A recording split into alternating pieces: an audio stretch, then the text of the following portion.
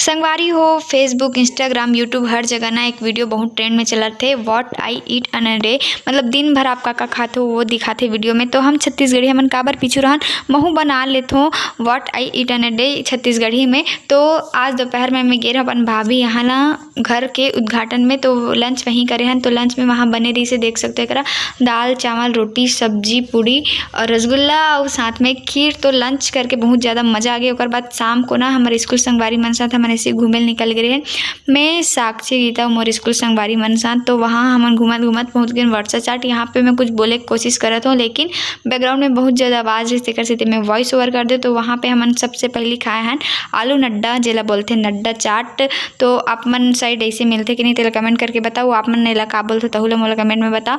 ओकर बाद हमन खाए हैं गुपचुप, और गुपचुप आते ही मोर संगवारी मन टूट पड़ी से करा देख सकते हो। गुपचुप खाए के बाद हमन खाए हैं गरम गुपचुप। गुपचुप के अंदर ना मसाला ला डाल के ऐसे तवा में थोड़ी देर सेक लेते, वाला गरम गुपचुप बोलते। आप मन साइड गरम गुपचुप कैसे बनाते तेला कमेंट करके बताओ। मैं एक कटोरी लेके खड़े हूँ।